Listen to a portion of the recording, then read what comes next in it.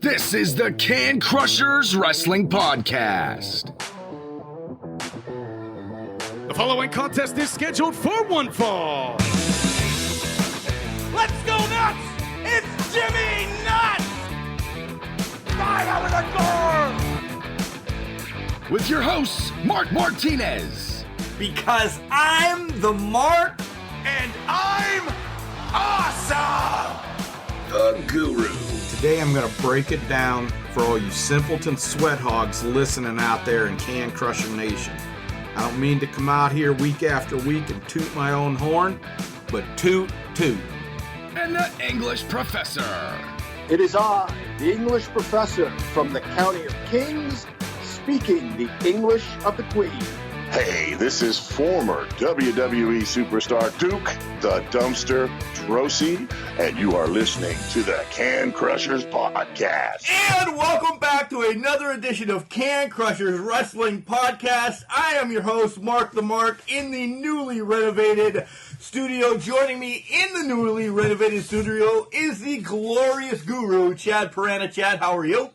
Doing good. Yeah, changes here. You'll be able to get some more pictures of Alexa Bliss up. Yeah, the wife will like that since we're already not talking. And welcome to his humble abode via Skype, the English Professor. What's up, man? Showered this time, dressed. It's bright in the room, not dark like usual. Yeah, what's the changes there? No, I have no idea. I really don't. I got some good hard work in yesterday. And you're laughing at me already. That's the first time in ever, but in a long time, yeah. No, it was a great day on Saturday. We started to get the fields together for the baseball season coming up. You're going to love this. I was in charge of putting up the fence. Oh, my God. On the one field. So there was going to be a lot of layover, a lot of extra fencing. And the guy who runs the organization said, I'd rather you come down the third base line with it because I want that opening along first base where the kids can come around the fence, you know what I mean, and come up to bat or whatever. Because I want that opening. There were a group of us, 4 or 5 of us. I ran the program. I started on the third base side, right on the line. So when we got to the end, the guy's like, you can't have the fence run all the way down the first base line and the kids can't get on the field. I'm like, all right. He goes, so you need to I hate to do this to you. You need to lift everything up and move it down. So my crew was like, all right. So we started that. Thankfully, this lady came up to me and I noticed we were exactly what post to post extra. You know what I'm saying? Like a piece of fencing extra. And she goes, all you're doing is picking them up and going one over. I'm like, yeah, I had exactly this extra piece left over. She goes, see, you could wrap it around, go behind one set, so you don't have to do the whole thing. I'm like, it's a great idea. And I did that, and it worked to the point where, the guy who runs the organization said, you're done already? And I was like, Scott, I'm going to be perfectly honest with you. I doubled up one set of fencing. And he's like, I can't even tell where. I'm like, right there. He's, oh, yeah, I see it. I'm like, if you hate it, if you really want me to pull all the stakes out and redo them, he goes, nope, leave it. It's fine. So I got out of that mess. Wow. Did you get into another mess then?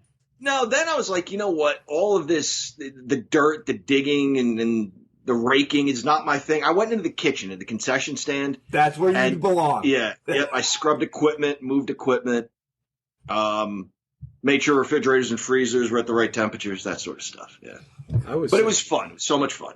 I was thinking he was saying he had some hard work that, took it out of him. Like maybe he learned how to use Microsoft PowerPoint or how to hook up a fucking computer from the box or something. Right. No, he still does not know how to do that. What? Microsoft PowerPoint or hook up a computer? Both. Oh. Both.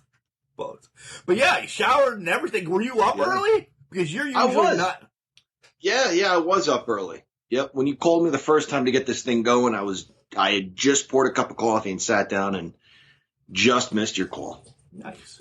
Here we are. He seems like he has more energy. Yeah. This week versus the last two. Obviously, haven't been sick in that, but you do seem like you have more energy today. Thanks. Yeah. Go ahead and keep scrutinizing me, guys. That's absolutely fine. Maybe we'll talk about wrestling at some point, right? Well, when he was talking about putting a fence up, I figured he was digging a fucking moat, around his castle. Hey, the fucking alligators are going to go here. Just a baseball. So what if there's a 2-foot thing where kids may wander in and get eaten by the, fucking moat monsters? Shit beast or something like that. What about you? Working, man? Just working. It's been one of those weeks, just working. That's it. All right. What do you? No, you guys crack me up. Oh, okay. So, how about you guys on Facebook? We had awesome prizes given away this week. This turned out really well. We ended up having 6 winners because I found some extra stuff to give out on Saturday. Boom, bang, boom. Everybody gets on and answers a question. I want to tell you the winners. We'll shout out to them right now. Bob Wygant won. That's my high school buddy and college roommate. Sorry, Go ahead. Yeah, we call him BW. He won on Monday. Joseph Aljo won on Tuesday. Steve Cardali won on Wednesday. T. Freeman won on Thursday. Richard Doyle on Friday. And Saturday was Sabrina Pollock that won. And yeah, you're going to hear the dogs, Max and Miggy, because Uncle Chad brought them their toys and they're destroying the studio right now. So everything's mailed out. All right? Come on, mate. Everything is mailed out. And we didn't think this out. You want to know why? Why? We have some winners close. We have them not so far away. My homeboy that won on Friday, Richard Doyle, excited. Yeah, it sends his address and everything. He's in the UK. He is in the UK, which, all right, you won. I will get it out to you. It was like $27.50 or something like that. He's getting a T-shirt and a poster and some stickers. He's probably going to get that about the same time Detroit wins the World Series. Probably. Wow. Yeah, we didn't think that through. Everybody else's was like $1 here, $2 there, mail it out. I was like, oh man, what do we do?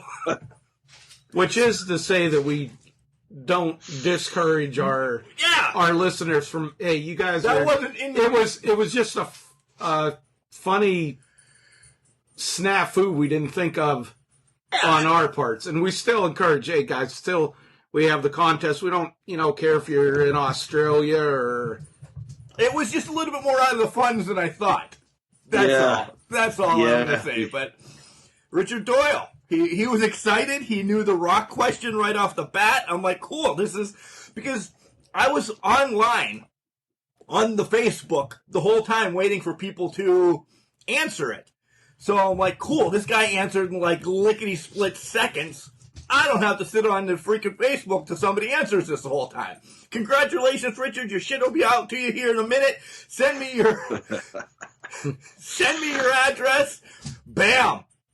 UK. It was like, awesome. Awesome. I didn't think about it until I had, everything signed, sealed, and delivered, and the postman tells me that, and I'm like, what? He's like, dude, it's going to the United Kingdom. It's going to England. Huh. Wow. Yeah. Wow.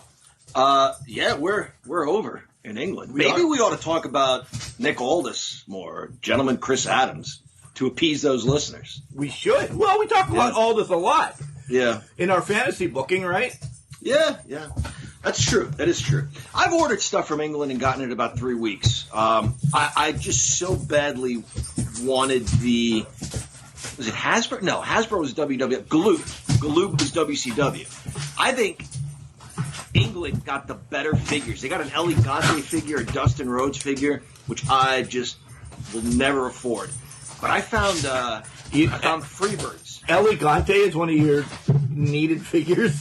No, because I have a Giant Gonzalez figure, and I just use him for Elegante. But Dustin Rhodes figure I would have loved. And I'll use, oh, you're going to be so mad. I'll use Doink the Clown as either Matt Bourne or Big Josh. But they made a really good Big Josh figure. I do remember UK that. Did. Yeah, the UK did. But I found Jimmy Jam Garvin and P.S. Michael Hayes at a really good deal. The figures were $50 total. I don't remember what shipping was, but I got it in like 3 weeks.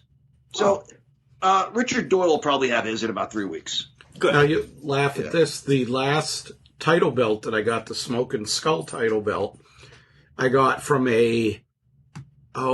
do you want to say, bootmaker, so to speak. And I'm not talking about boots on it's a bootleg version. Well, right. We have to clear this up for John and Pat. Who was it? Who lived in a boot in the nursery rhyme? Oh. There was an old lady who lived in a shoe. She was an old lady. Oh, yeah. All right. Go ahead. But I got that belt, paid the guy on Monday. He sent it out on Tuesday. I had it Saturday. Oh, wow. I mailed Richard Doyle's out Friday, so... I mean, it just... Now, he sent his out that, what is it, DHL or whatever from there. That. I can only imagine how much that would have been. But it was a good... I mean, it's a good belt. The guy makes, quality stuff. It was just funny. It's like 4 days to come from Pakistan. Oh, I thought you said England. No, Pakistan. Oh. They're good. Wow. That is quite a turnaround. Holy cow. Yeah. A pigeon. That fast. Yeah. Just strapped it to him and... Get your ass going. Yep. So you got 4 days, or the 12-gauge shotgun underneath your head's going to go off. Okay. And you made it. Speaking about shotguns going off, we should probably talk about WrestleMania Night 2.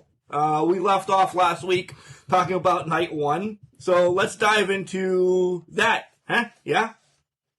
Yeah. Yeah, shotguns going off. More like, never mind. Titus and Hogan come out again dressed as pirates. Welcome us to the show. Great. Yep. Hogan is booed every single time. Yeah. Not to get controversial here, but do you think it's because the fans... I mean, we can't know, but do you think it's because the fans are just sick of this already? With these legends coming back, and particularly Hulk Hogan? Or you think it's for other reasons that maybe fans, justifiably or whatever, still haven't forgiven him for? Both. Mine is both. I think you're right. But I think the heavier end of it, I think it's that they don't want to forgive. Yeah, they're sick of him. Because anytime there's something big in wrestling, he's there anymore. He shouldn't be. Yeah. I think Ric Flair's going to start getting booed, too. No, I mean, I hate to say that, but I bet you in time. Sooner than later. Live crowd's coming back little by little. I think there's going to be a lot of people that got away with a lot of shit without crowds there that now are going to be just booed unmercifully. And we'll talk about that when we talk about Raw. I want to go on WrestleMania first, and then we'll bring it right back around. Randy against The Fiend. First off, I love The Fiend's entrance. I love that. I really did. After that, what the hell happened? Like, I'm one that this should have been the end-all telltale. Somebody's getting beat to hell. Put down, see you later, maybe burnt again. This didn't end anything. You said last week, we all talked about it, they better bring it. We've had fire in the face. We've had a guy set on fire. Where do you go from here? Match-wise, it was quick, but it was fine. Like, The Fiend can work. He is very old school, born and bred into this business.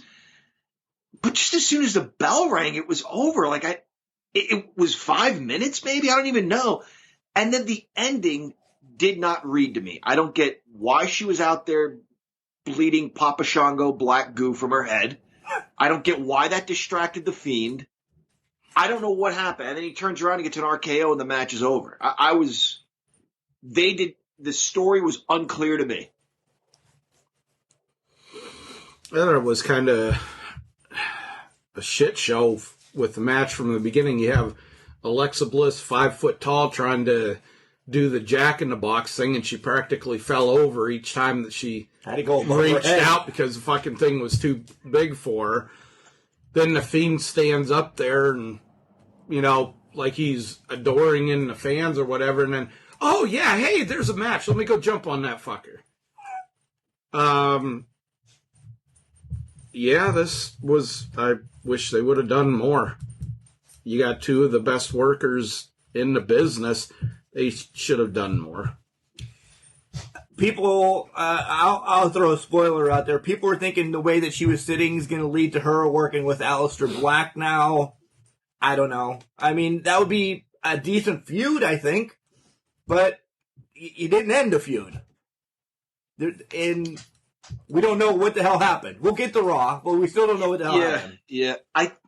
See, in the moment, I thought it did, and it was going to move on to something else where the Fiend feuds with one of Alexa's new people. Maybe she aligns with somebody else, and that, it branches off into that feud. But, I don't know. I did not understand what kind of story they were trying to tell us here.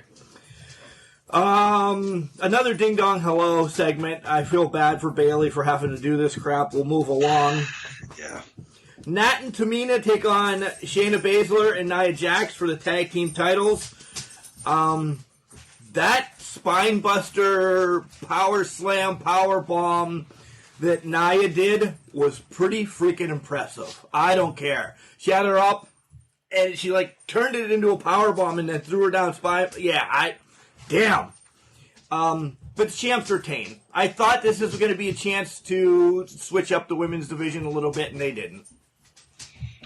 I am big on Nia and Shayna. I love that team. I've loved Nia Jax, honestly, ever since I saw her live squashing Britt Baker here in Pittsburgh. Nothing against Britt. I was impressed with her ever since then. And I'm a big fan of Natty.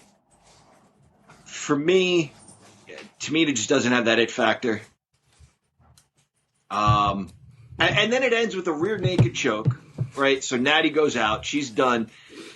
I still have a problem with the choke in wrestling. But anyway, she's trying to help her partner up. And she's got her arm around her throat the same way Nia did. And that's what I texted you. She just got choked out. Let go of her throat. Yeah. You don't check on somebody's neck by choking them again.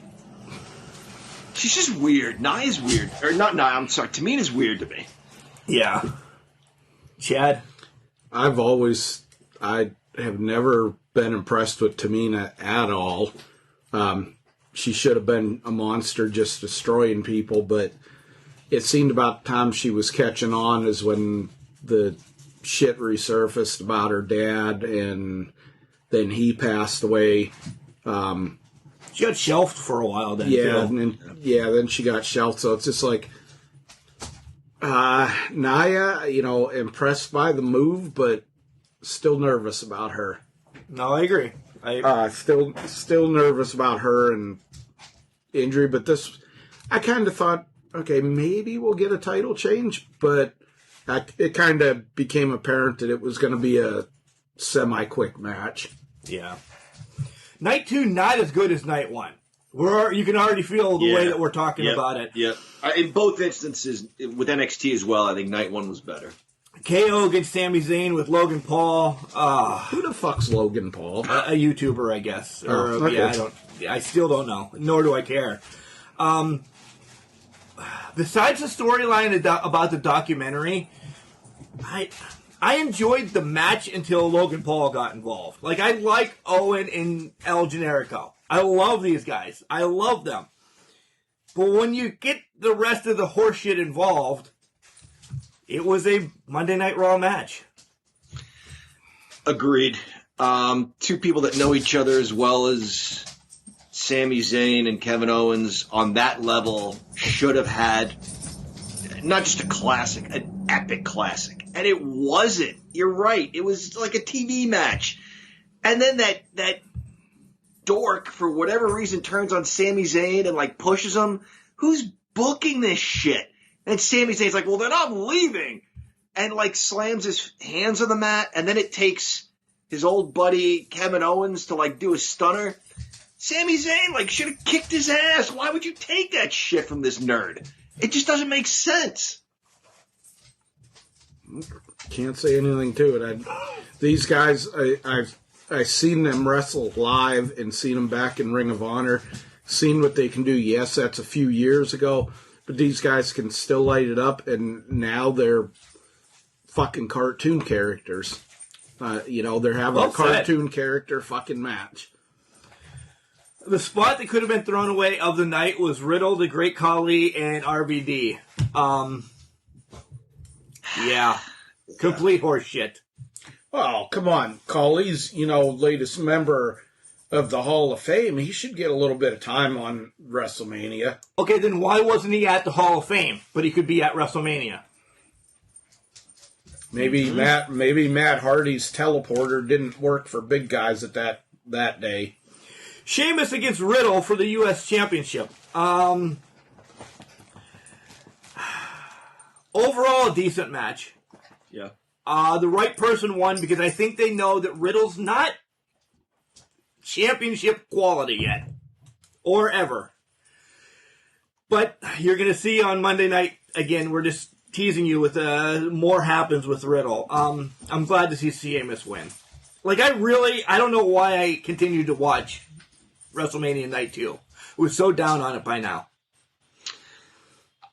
I've spoken highly of Riddle, and I think he's a terrific athlete, and it's a great character. But just trust WWE booking to take all the fun out of somebody until you can't help but hate him. Those backstage segments with him are moronic. They're so dumb that you root against the guy. Like, I'm starting to not like him because they make him out to be such a moron. I get it, the whole surfer dude kind of mentality, but it's getting annoying. This is the way they're destroying Riddle and making him look is a direct reflection of Vince McMahon's stupid fucking childish humor. This is McMahon written all over it. We can blame it on the writers and everything like that, but the bottom line is the writers give McMahon what they think he wants. 9 times out of 10, it's stupid as shit. And then you have the factor in on a guy that they made dumber all the time, so they just have to step up their game. And that's what they've done with Riddle. They've made him look like a fucking idiot. Things happen in locker rooms, they always have, and rumor has it he stood up to Brock Lesnar, or what, I don't know who was right and who was wrong, but there was something between them, rumor has it, and guys had to separate them. That could be a factor too, Chad, like, oh, you stood up to one of my main guys, well, here's all the stupid shit you're going to do for the next year. Yeah, there was, Riddle was, trying to talk shit before Brock was in there the last time, and kind of angling for the match, and Brock came back and said, dude, I'll never work a fucking match with you.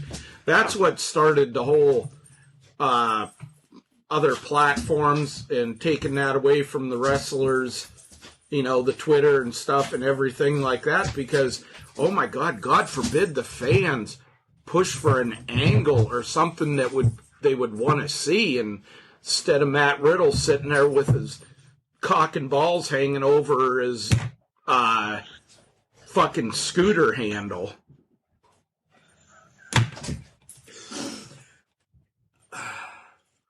I don't know. Moving along, Triple H sending Bad Bunny away. I'm bringing this up for one reason. You're laughing. You don't even know why. You don't even know why. I don't. John, Bad Bunny is going to be in Brooklyn, like in July. And I know you planning on going to Brooklyn. Yeah. I'd like to go with you so we can go see him in a concert. Yeah, we should. We should. Chad just sent fire through my head. This was stupid. It was just so we can go see Bad Bunny. Big E against Cruz. A lot going on in this match. Yeah. It's a Nigerian drum fight. Okay. No idea what the hell that is. Nobody knows what the hell that is. Wally performing Big E's music was worse than... no, it wasn't the worst. The worst is coming up. But this was stupid. I don't know. I don't like Wally. Essentially, we find out it's a no DQ match with drums, cymbals around the ring. So dumb. Just so stupid. Go ahead. This won't last either. This is not going to last. I know Cruz gets the win, but so what? This character, I don't think lasts. So I looked into him, and it turns out both of his parents are from Nigeria. He's a first-generation American. But, like, Mark, you know, you and I are of Italian heritage, you on your mother's side. Like, when we discovered that, did we all of a sudden, like, pick up our parents' and grandparents' accents? That's so dumb. Like, they spoke a certain way because they're from a different country. And right. Why does he suddenly have a Nigerian accent?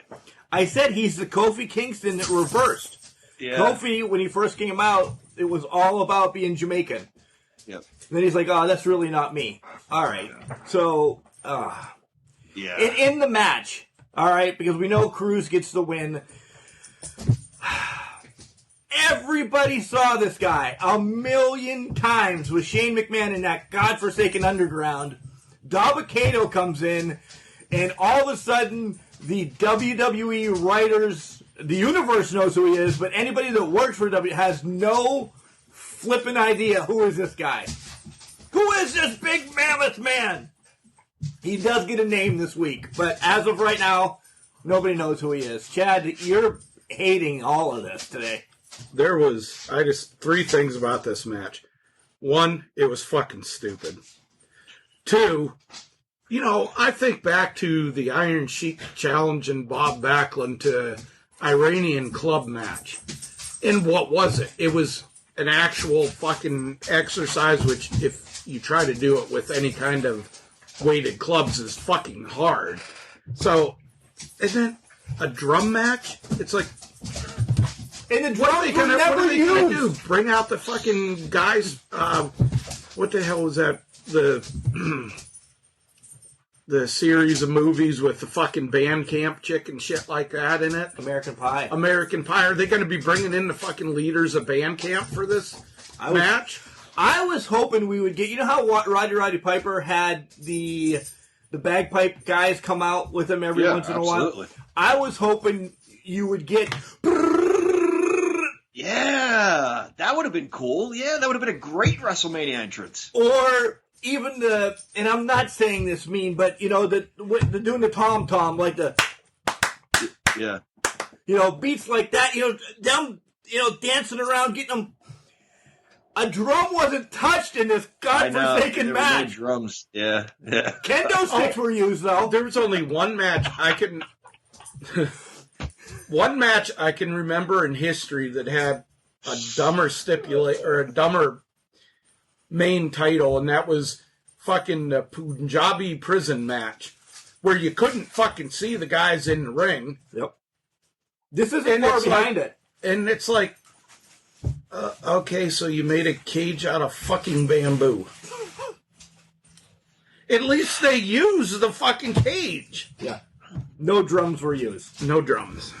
Big E is so cool and deserves so much better than this. Yes. I hope this was a way to get him out of the mid-card. Yeah. Rhea Ripley takes on Asuka for the Raw Championship. You want to talk about, see, Max even hates it. You want to talk about the worst live performance in a lifetime of WWE? This lady screaming her own lyrics, lost track of what lyrics she was screaming, and it sounded horrible. They should have had us sing this. Yeah. She kind of reminded me, what was the show? Oh, it was, I can't think of the actress's name. She's been on a lot of stuff, but she was on the Wonder Years, and she played Wayne's girlfriend. And she, like, always withheld sex from him unless he got a good grade or something. Julie, something like that. But she got into music and started a rock band. And it was like that, just screaming. And she was on the Jay Leno show once, and Jay Leno was just like, oh, okay, yeah, great performance. Let's go to commercial. It reminded me of that. I'm going to find out her name. Go ahead. Go ahead. Chad, what did you think of the match? Match itself wasn't bad. I was kind of glad that they gave Rhea more of a, I want to say, a big girl rub, like that she could take a lot of punishment, and it took a lot longer to wear her down than normal. I have to comment on that fucking entrance shit. I honestly thought that they had various animals underneath the stage that when they were trying to hit a note or beating on a drum that they were fucking strangling the animals, because that's what it fucking sounded like. I could have sworn I heard a fucking goose being strangled and a cat being strangled when that girl was on the fucking stage. Juliette Lewis is the actress. I like her. I do. And she gave music an honest shot, and it was, I don't know what you would call it, what kind of music, but it was just adrenaline screaming into a microphone. They call it Screamo. Okay, yeah, that's what it was, and it did not fit Jay Leno's audience. I really enjoyed this match. I think they're two super talented wrestlers and athletes. We talked about some of the title changes we saw with the bigger challenger and the smaller, cockier champion. And we felt like we saw those matches already, like Karrion Kross winning. Finn. And what was, and then against Finn. But then what was the women's match? Raquel and Io. Yeah, I felt like we saw that story already. I didn't get that this time, even though they still kind of told a similar story. I don't know what was different about it. I really, out of those three matches, I enjoyed this one the most. Yeah, I enjoy, out of all three of them, yeah, I did too. I did too. I didn't expect as many title changes in this WrestleMania. But then, once this one was set in stone that Ripley won, I'm like, we're not getting back-to-back title changes. So, I have already poo-pooed the main event. Like, no way in hell are we going to get every title-changing hand, especially this one. So, here's my notes. And we're not even referencing Bailey and the Bellas because that was stupid. By now, I am whooped. All right? Emotionally drained and disappointed I have to go to work in like 4 hours. I just watched 7 days of wrestling of 3 hours or more per day of watching wrestling. I'm almost in a coma. And then they give me this main event. And I'm like, well, can this save me? I don't know. I should have eaten a Snickers because I heard about it 25 times in this match that Snickers re-energizes you or brings you back around. At no point did I think Edge or Daniel Bryan were going to win this match. That Big E Snickers commercial,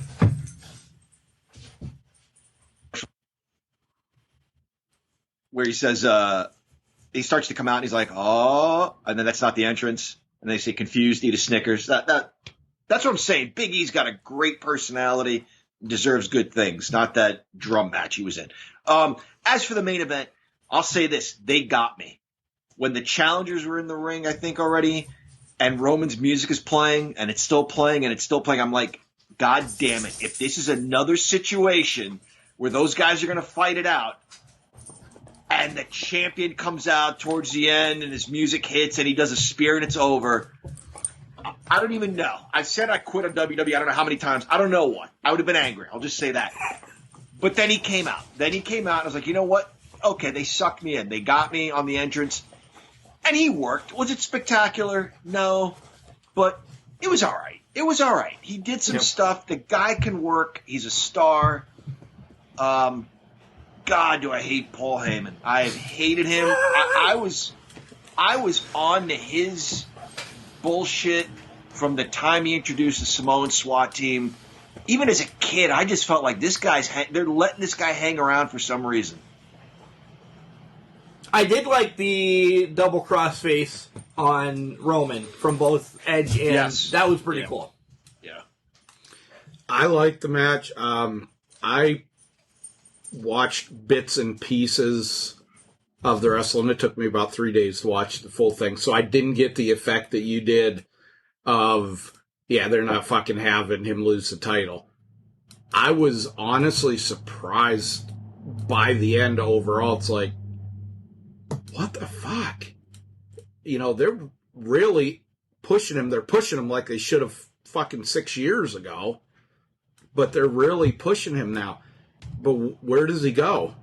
Leads to SmackDown and is the next challenger. Yeah. So, overall, Night 2, not as good as Night 1. Yeah, agreed. Some good spots, but not as good as Night 1. And as we predicted 3 weeks ago, WrestleMania, not as good as NXT TakeOver. Not even close. No, that's exactly what I was going to say.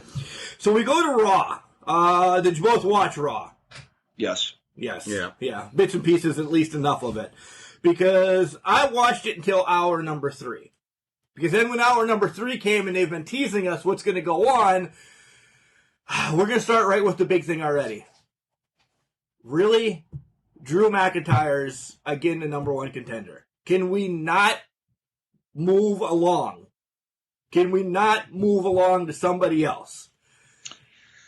Now, had they implemented somebody else into that spot, into that match, I would say okay. But look at who the other guys were. Did we really want Randy Orton again?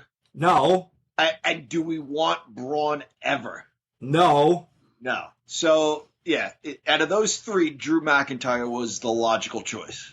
See, I'll disagree. I think it could have pushed Lashley better to have fucking Orton. Because Orton could have made Lashley look good. I don't think they're not taking the title off Lashley until Lesnar comes back. Yeah. That's what they're pushing this shit towards. But I think Orton would have been a better choice because he could have made him look better. Okay, so Lashley and McIntyre are kick, punch, throw, hurt. Maybe some fucking ringside tables. Maybe Paul Heyman if we're, fucking lucky enough. I don't know. This wasn't a Raw after WrestleMania. The big Raw after WrestleMania because, no disrespect, we knew Charlotte was coming back. Was she coming to Raw or was she coming to SmackDown? That she was coming back at least this week. So that surprise of her being on the show, nothing. The big surprise return was the Viking War Experience Raiders, whatever the hell they're being called nowadays. The biggest disappointment is, and it's not because I don't like him. I think he's great on the MLB Network. I love Adnan Virk on the MLB Network. The shift in commentating across the board is horrible. I told this to both of these guys off air. I don't know, it was Friday maybe. Corey Graves is the best one on Raw. And I'm not a Corey Graves fan. And in SmackDown, we'll get there. Because I'm sure John loves it. And you guys know where I'm going. What else did you guys pull off of Raw? Is there anything? John's going to go to the Charlotte thing because it was great. I will say it was. I did like her promo. Yeah, she looked really uncomfortable, though. And I'm being totally serious. Like, ladies, I don't get it. why would you want shoes that make you walk on the tippest of your tippy toes? I thought she was like going to poke through the ring. You know what I'm saying? Like she was going to tear the canvas. Anyway, I was stoked when I saw the champions laughing at Mandy and rewinding it and watching it over and over again. I thought that was funny. And then Mandy comes into the back and she's like, man, you know, when something embarrassing happens and they keep reminding you of it, and then pow! She bitch slapped Nia Jax. I thought, oh, this is great. Because I like Mandy. Is she the best? Not by any means. But I think she's got a great personality for the wrestling business. So they challenged him to a tag team match, and they just leave. They left the match. And Dana's like, it's not worth it. Let's just go. Bitch, you asked for a tag team title. You got it. They're the champs. They're going to be tough. And as soon as it got too tough, you left? Who is booking this shit? So disappointed in that. Squash them. Go down fighting, but stand your ground. They made fun of you. You smacked her in the face. Settle this. I cannot believe they walked out on that match. Yep. Usually I can't even lie on this. Charlotte, when I seen her come down, I was like, okay, could that outfit get any tighter and any further up her coochie? I didn't think that the shoes were the problems with her walking. I thought that if she moved too quickly, she was going to split from asshole to neck in that outfit. With that said, I can't believe I'm saying this. She looked good. Yeah. And I'm not being a pervert when I'm saying it, but she looked really good. She had the facial work done, that she doesn't have her old man's nose anymore, and everything. I like the promo. It's like, if you're going to bring her back, and you bring her back as a good guy, you should be kicked in the balls and punched in the face 100 times. Yeah. Or it was bad. But her promo was great. She's a bitch. You know, they're kind of putting her in the title picture already, which we kind of saw coming. But there's one person that everybody's forgetting about that is going to meddle in all this, and that's Becky Lynch. Yeah. She's cleared to come back. Yep. There's something more going on to this. I don't think they're going to put the title on Charlotte right away. And Rhea Ripley has announced that she wants to be the first person to pin all four of the horsewomen. We'll see. Another one just saying that Ronda is coming back as well. So, see where that plays. Go ahead, John. I'd like to see that. I wouldn't mind seeing Ronda Rousey again. I think she genuinely loves pro wrestling and wants to be good at it, and can be. I was just going to say the beatdown by Charlotte during the women's title match, I saw that coming before the bell rang. Yeah. She made her appearance known. I'm like, there's no way this ends with one beating the other. She's coming out and kicking everybody's ass. Still worked, but I saw it coming a mile away. And then the other big note I want to bring up is the Alexa stuff, that she's sitting in her playground and she knows the darkness. The darkness now works with her. Who are we talking about besides that new sock puppet that she has that looks like you made in home ec class, John? I honestly don't know. Like, The Undertaker comes to mind, Jake the Snake, and their whole death angle in the early 90s. I don't know. Like, who else is on that? Papa Shango? Who's on that level of evil? Karrion Kross? I don't know. Kevin Sullivan? Yeah. Evad? Nice. Yeah. You know what that doll... You guys probably won't. This is just me and my warped sense of seeing stupid shit on the internet. You know what that doll of Alexa Bliss's actually is? Oh, God, what? There is There is a doll that you can look up on the internet to where you can take your kids' teeth that they lose and put them in this doll's face as the teeth. That's what that doll is. Oh. It's fucking creepy. Those are, that's, you look it up, I shit you not. Told about this by a coworker because it come up and because her daughter did one of these dolls to make it look like her mom just to piss her off. But these are dolls that people are actually buying that have, you can put your kids' teeth in there. That's gross. That is gross. That's gross. All right, let me ask you guys this. We all have kids. And I know the answer from my wife. When your children lost their first teeth, did you save it? Did Missing English Professor have her, AJ or Sylvan saved somewhere, or did you just put the quarter underneath and throw it away? Now, at one point she did, but periodically we just go through stuff like, yeah, she drew this for me when she was 4 and I can't let it go, but then I'm like, I can let this go now. For whatever reason, I'm not emotionally attached. But I think for a while we did have their teeth, but I think at some point we got rid of them. You didn't save each and every one of them, right? No, of course not. No. Right. We have Vinny's first 2 teeth that he lost in a lock of hair from his first haircut. I think nice. Kel has one of I do. I think Kel has one of Ethan's, and the hair I don't think. Yeah, I don't know. But I was always shaving Ethan bald when he was younger. Save that. I did that to Vinny one time. He challenged me to a hair versus hair match in the summer.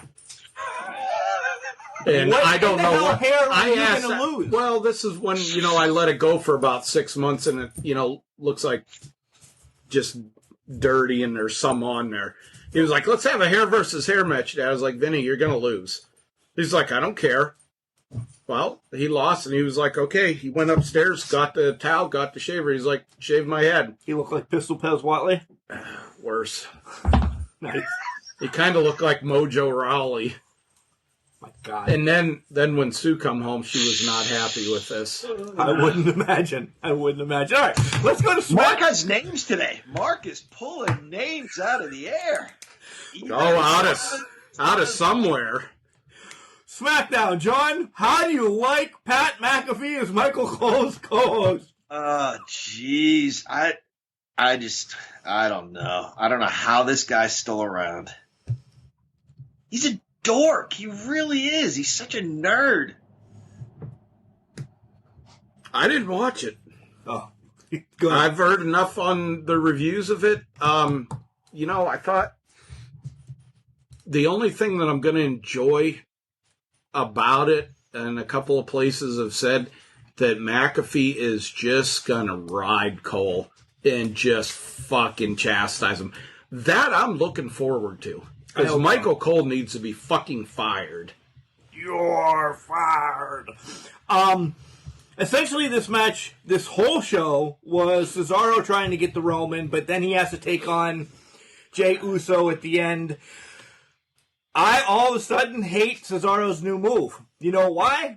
We saw that, the spinning, unhold torture rack, we saw that seriously probably 15 times. They're ruining that. It was really awesome and epic when it happened on Night 1 of WrestleMania. They showed it so much. They pumped up Jey against Cesaro.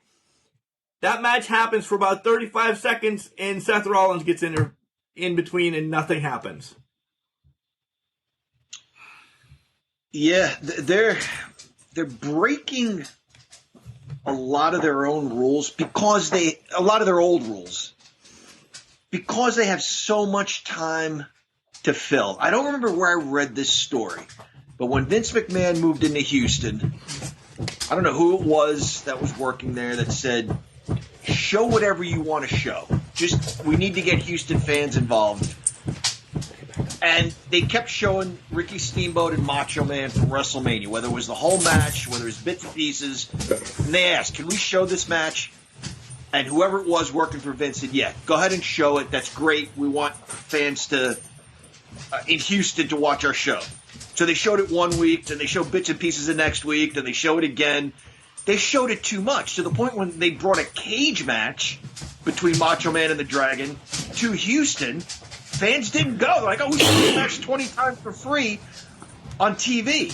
So, yeah, to your point, Mark, they've got so much airtime to fill, and they keep showing something. If you think that's cool, they're like little kids.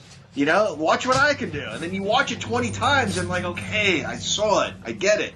Yeah, they're breaking their own rule in that regard, that they keep showing the same thing until the point you're over it and you don't even care to see it again. Yep. And I'm gonna tag on, John. You know, I absolutely 100% agree with you. And I think part of the problem that they're doing that for is they don't have the fans in there to boo the fuck out of this shit, so they can get away with whatever the hell they want. I mean, not that they can't edit out boos before and stuff like that, but it became a lot more apparent before if the fans were shitting on something. Well, why can we barely hear something in the arena? Well, because they're fucking, you know, booing Hulk Hogan, American Pie, and everything else. There's a wrestling match happening now underneath the fucking podcast table. For the love of God. Now they can basically do whatever the hell they want because it's not hard to edit out any noise, you know, or put it in the case of Braun Strowman, choo-choo as he's fucking running around the ring. John, I'll let you do whatever you want to with SmackDown here in a minute. We find out that Dabba Doo, his name is Commander Azir now. And he does the Nigerian nail, which I'm glad you're bringing a move back like that. Just like, wow, and you're done. The rest of SmackDown did nothing for me. So, yeah, what else do you want to talk about? The only thing, just to kind of piggyback what you're saying here with Cesaro, and he's fighting Uso, and he's chasing Roman the entire show. Seth Rollins, they had a very good WrestleMania match. I'm glad to see that feud isn't over. Is there more to Rollins being involved in a Roman Reigns angle? Maybe. Or is he even involved? Or are we going to get a little bit of 2/3 of the Shield? This crossover, I do like that. This is my big question to both of you. Okay, so we just had WrestleMania at Raymond James Stadium, and there was 900 million people there, or whatever the hell they announced. Cool, fine. Why aren't fans allowed back in Raw and SmackDown yet, then, if they were allowed at WrestleMania? Open air stadium versus closed venue. They can get away with more people. Oh, that was simple enough then. Simple enough. There we go. That's probably the answer. Yeah, it's probably a good answer too, Chad. I just get that from remembered when IWC went to the drive-in the first time. They could put more seating in there if they wanted to because it's an outdoor venue. That's basically it. Okay. Collar and elbow. Let's talk about them as we go to commercial. Come back and talk about AEW and NXT. So collar and elbow, hats, hoodies, tees, sweats, vests, eye patches, pantaloons. What else? Stickers. Is there something I missed? Whatever. Al Snow's got it all. No Depends yet. He does have one. He does. Great fitting apparel. What do you have on? You have your AEW shirt on. That's all right. I have my original collar and elbow on. I don't know. John's got Superman, so I'm the only one representing today. Good. Today, yeah. Good. Yeah. That's all right. Some people have to do laundry sometimes. I've been wearing this shirt for 2 days anyway. This is my bed shirt. I'm essentially still in my pajamas. You're the only one that's probably showered. Did you shower this morning? No. Yeah, you're the only one that showered so far. Yeah. For a change. Wow, okay. Yeah, but I'm not saying that I haven't been up for a while. I've been playing MLB The Show 21. I was playing around with the studio. I was on the O-Droid. But collar and elbow is where we're at. Yeah. Yeah, so we have a promo code, guys. Yeah. It is Can Crushers, capital C in Can, capital C in Crushers. Spell it all as one word. When you do that, you save how much, Chad? 100th of Al Snow's age, 10. 10%. Jesus Christ, you're going to mess up everything. 10%, which is essentially what? Shipping and handling and parking. Because John hates parking. There you go. All right, guys, when we come back, we'll talk about NXT, AEW, and leak something in segment 3 that you guys in our area are starting to wonder about. Wrestling. A love and a passion we all share. I've started a wrestling brand. The wrestling brand. A brand founded on the aspects of wrestling.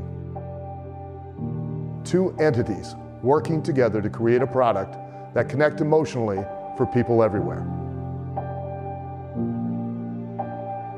Collar and Elbow is the brand. Passion and love for wrestling is the drive. I am Al Snow, and this is Collar and Elbow, the wrestling brand.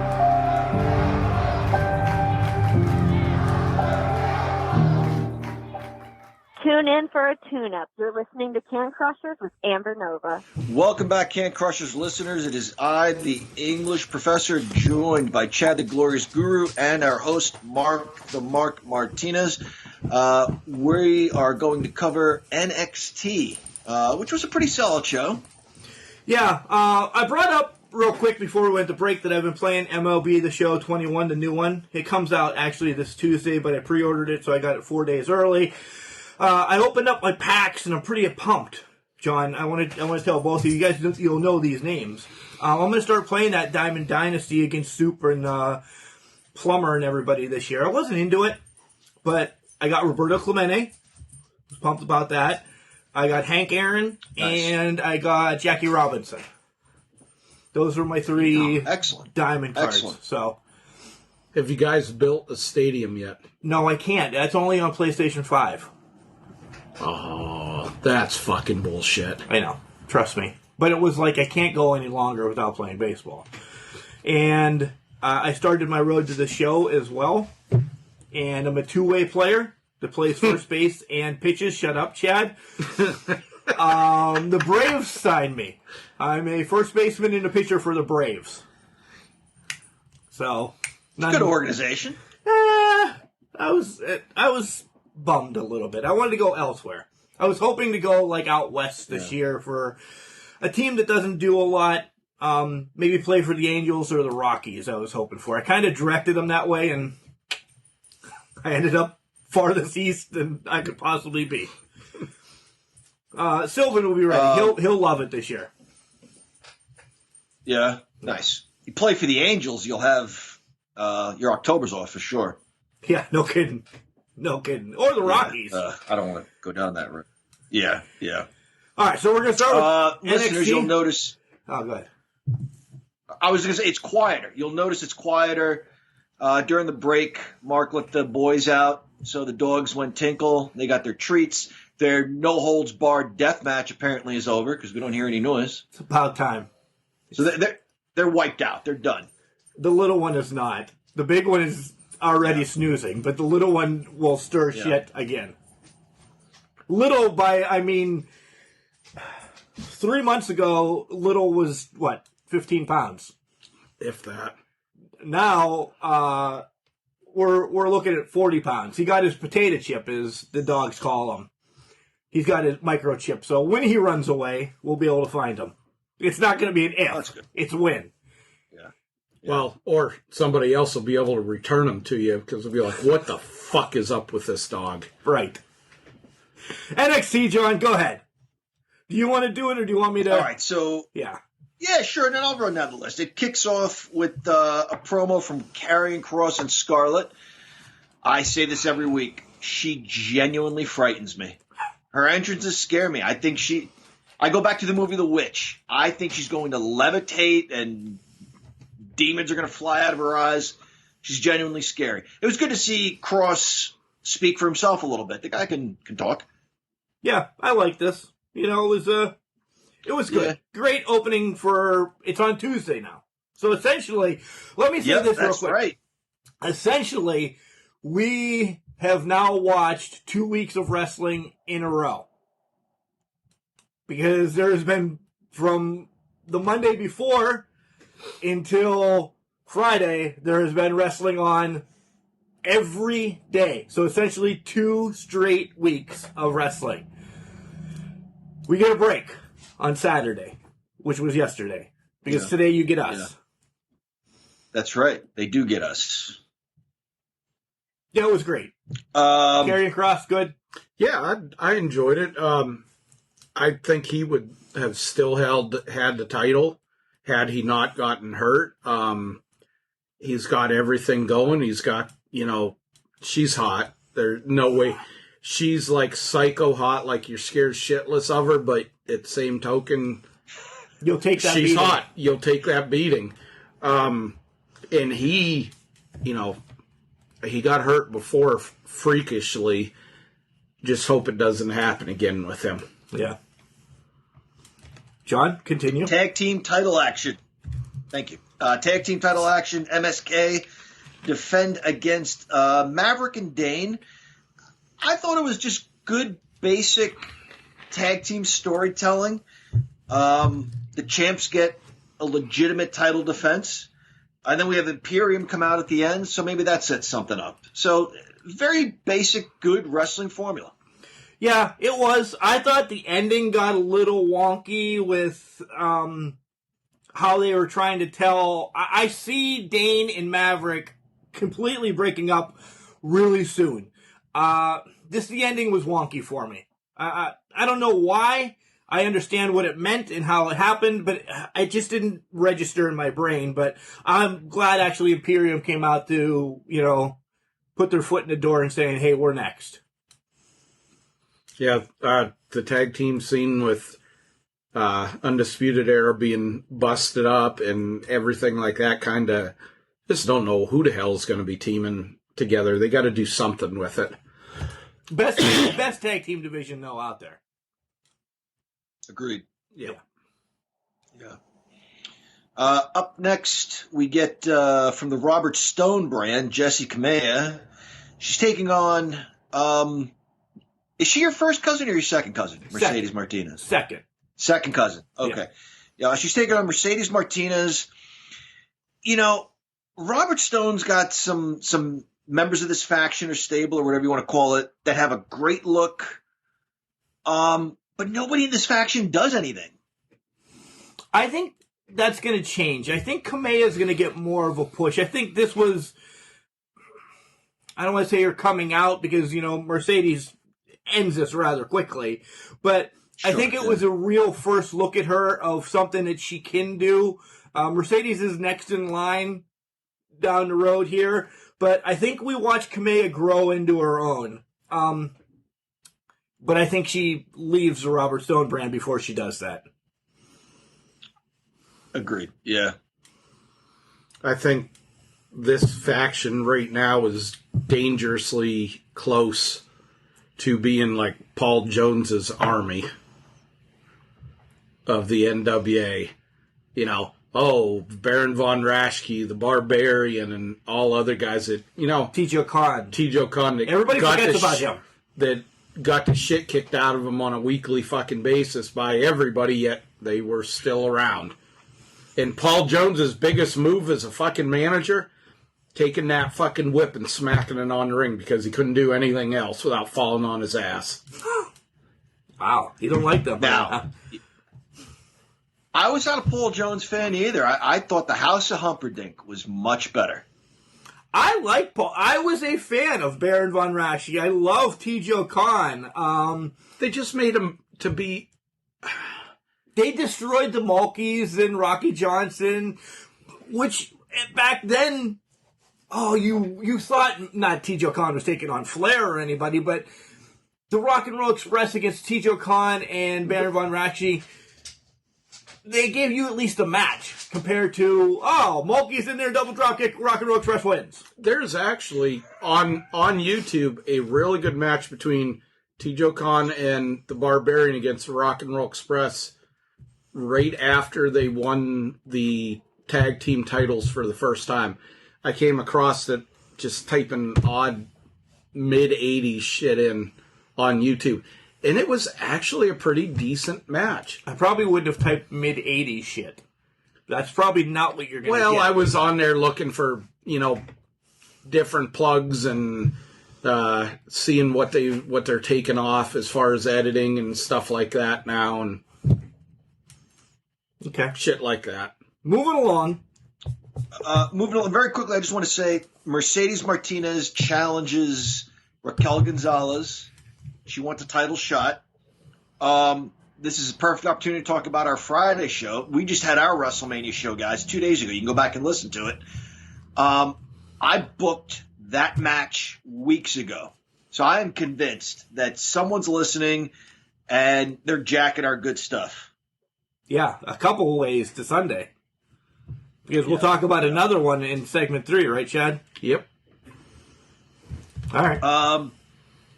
We move on to a Cruiserweight Championship match. Santos Escobar, the champion. He has unified the titles. He takes on Kushida. And I said when we covered NXT Stand and Deliver, it doesn't matter if Kushida loses. He can come back Tuesday night and challenge Cross or Gargano in a title match. The only champion I didn't mention is the one he ends up challenging. But you can't bury this guy. He comes right out and challenges for that title, and it was a hell of a match. It was a hell of a match, and I hope it continues. Congratulations to Kushida for winning it, but I'm a little disappointed that they didn't give Escobar one more rub after unifying the championships. I thought, all right, he just, did this. They didn't have to have this match end. It could have been a double disqualification to continue this. I don't know.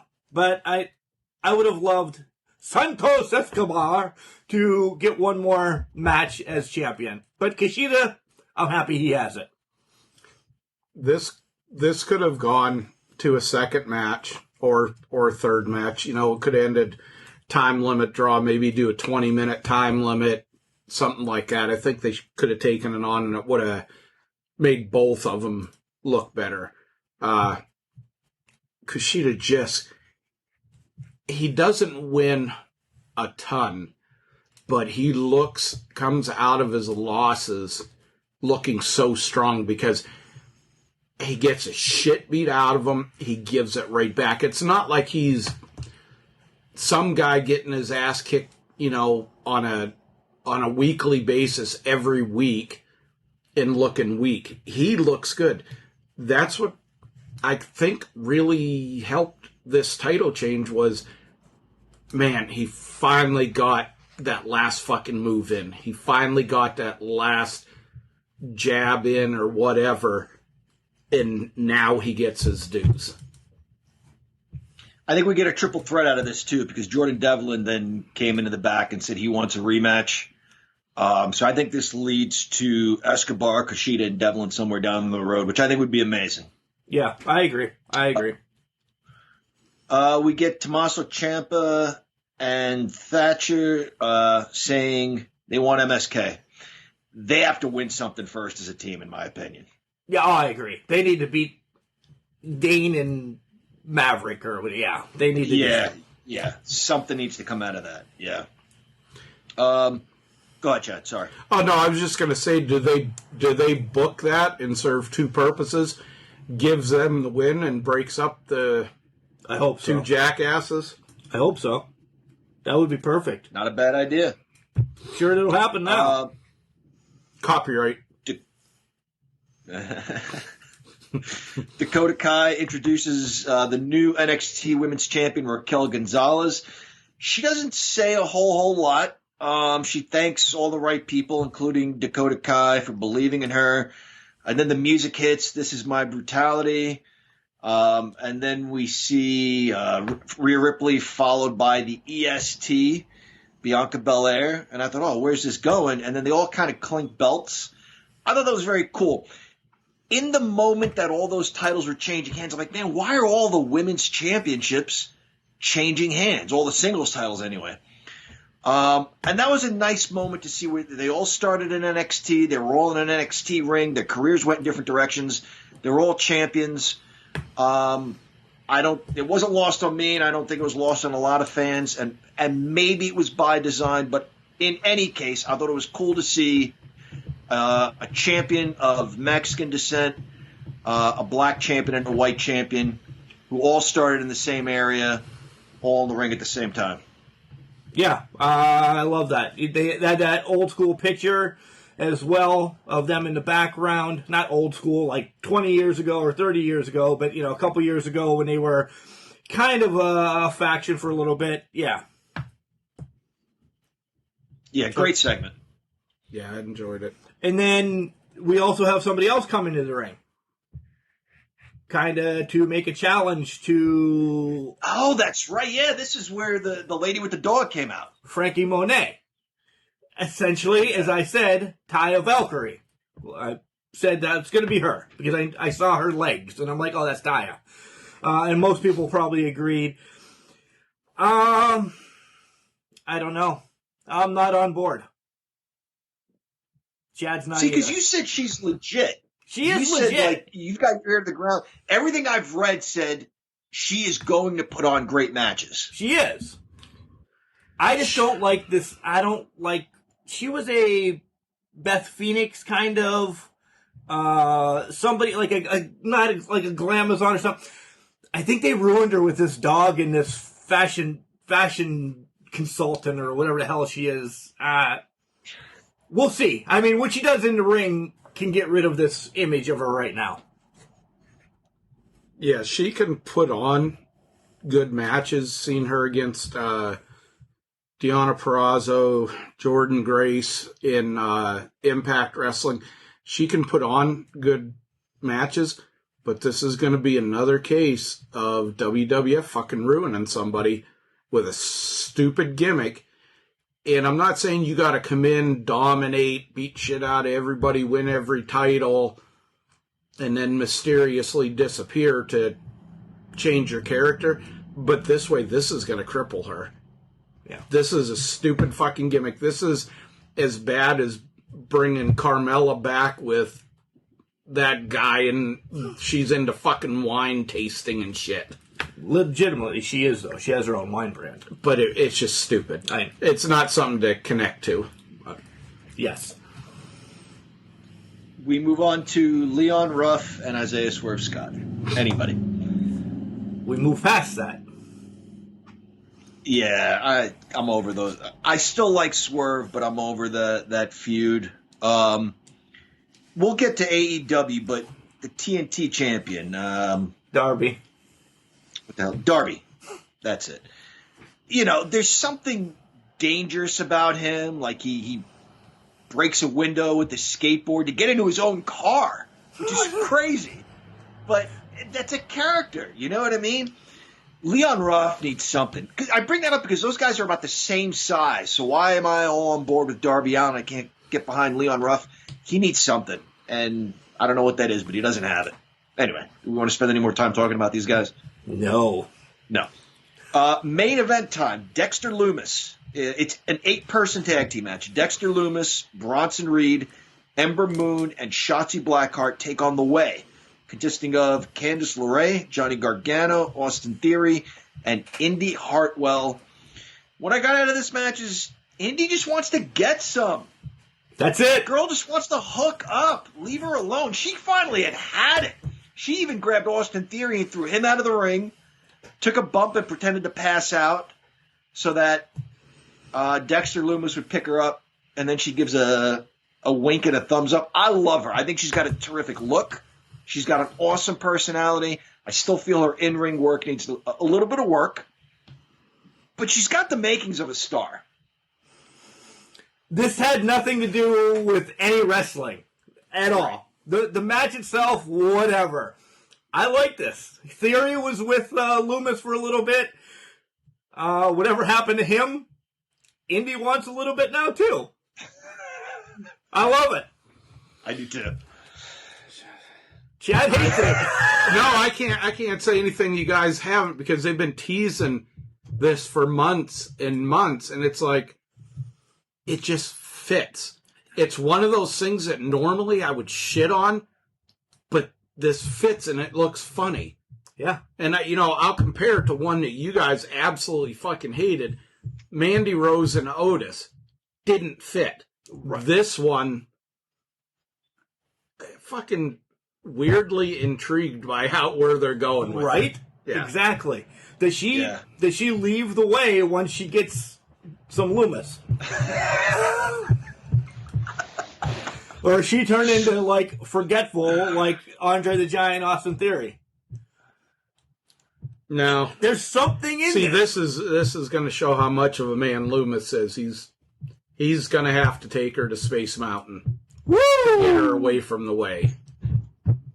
Yeah. So that was NXT. Fun. Good fun show. Good fun show. You going to take us on AEW ride, too? What's that? Are you going to take us on the AEW ride, too? We're going to go right into that? Yeah. All right. Yeah, sure. Very quickly, I want to say I didn't remember Taijo Khan until I just looked him up. Taijo Khan. You guys are absolutely right about everything. Taijo Khan, you're absolutely right about everything you said. I don't know why we believe this. He was supposed to be from the Far East. Yep. So a white guy from Minnesota. Yep. What? Doesn't he? You gonna fucking tell me next that Nikita Koloff wasn't from Russia? Yeah.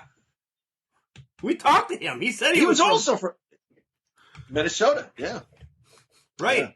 Yeah. Moscow, Minnesota. Moscow, Minnesota. Did you look up where Pistol Pez Watley was from? No, but I can if you want me to. No, that's all right. Or Evad?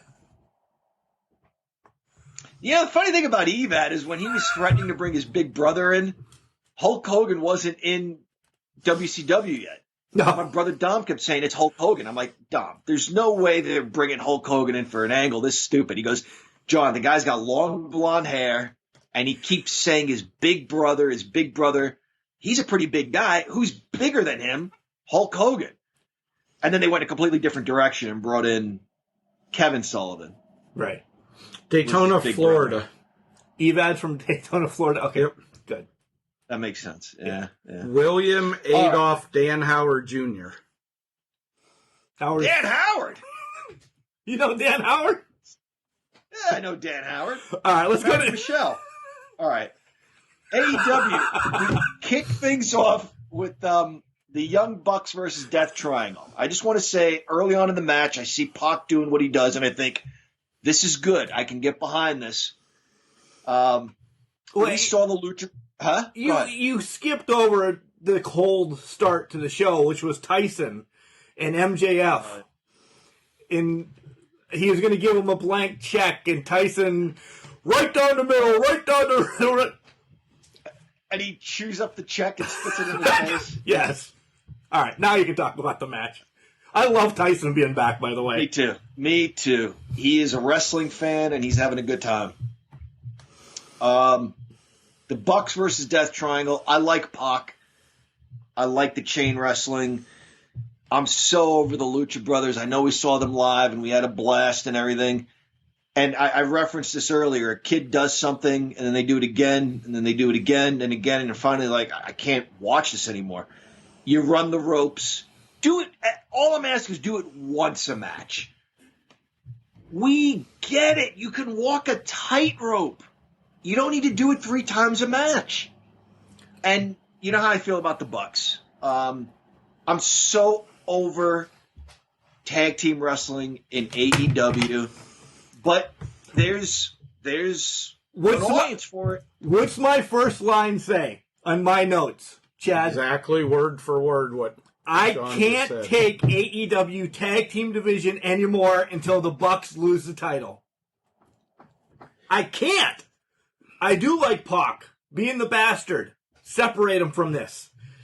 The Lucha Bros, I don't know. Penta's going on his own way, kind of getting some more singles matches. I still like Penta. Phoenix, I'm over. In the Bucks, suck. Chad, right in your wheelhouse today.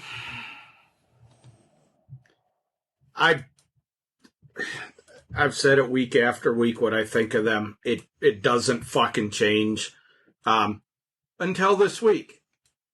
It does change. This match. It does change. I actually got pissed at the fucking end of the match and them taking his mask off. Yeah. It may sound stupid, trivial. I don't like when they do that because to me that is a direct slap in the face to when it was held sacred for the lucha wrestlers to not lose their mask. You didn't see the shit.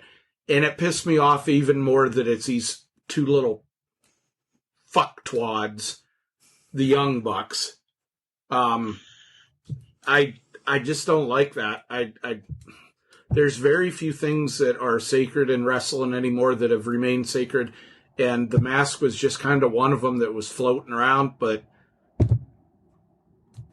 yeah. It's legit heat, though. I mean, they are trying to get some heat. I get it. But nobody takes them seriously as bad guys. I agree. It's really, it's like, okay, Vinny, you go in, you kick the shit out of one of them, give Sylvan a break, let him order a pizza.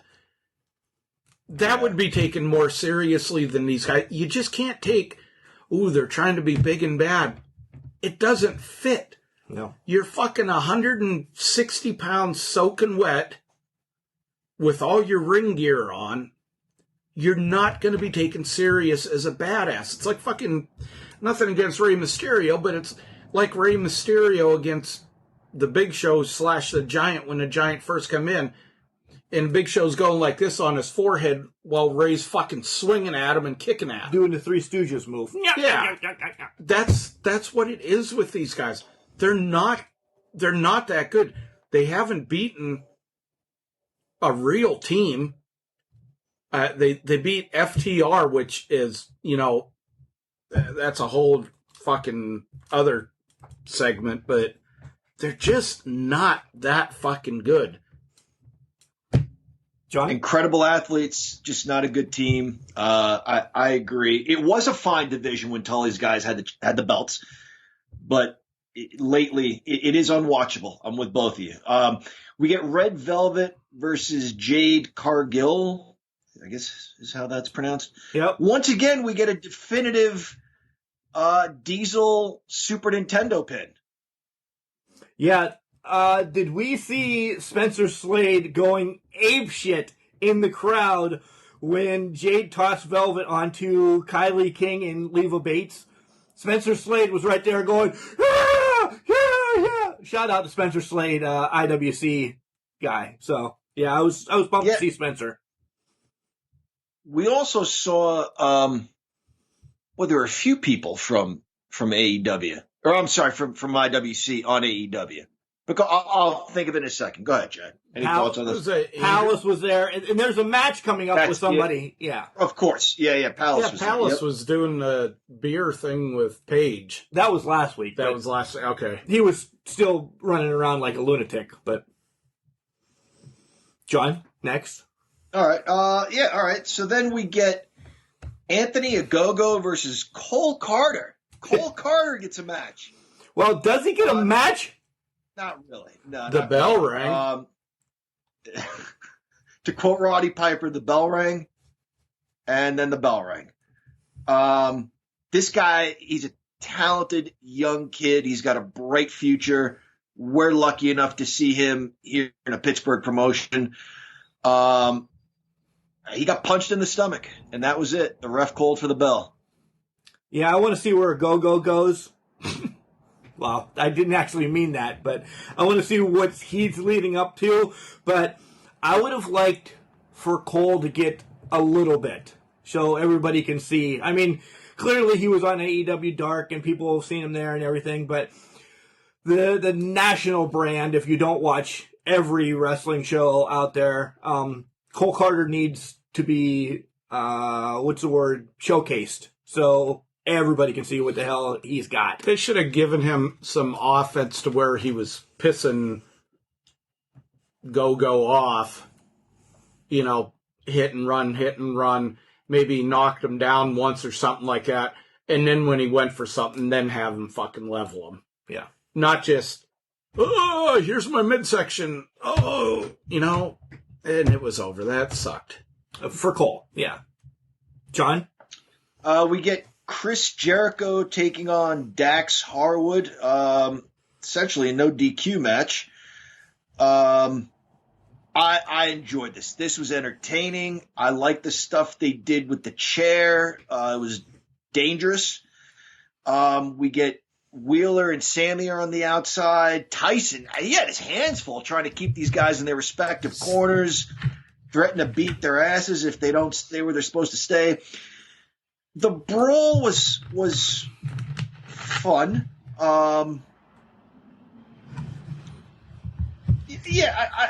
enjoy this. Tyson punches Wheeler in the face for getting too close. Good stuff. Good stuff all around.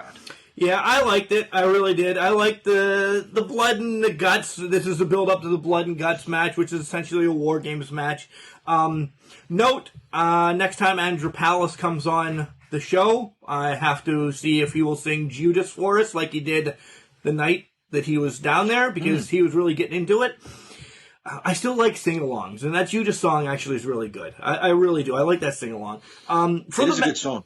For the match, though, it did enough to get over to the next part of this whole storyline. I liked it.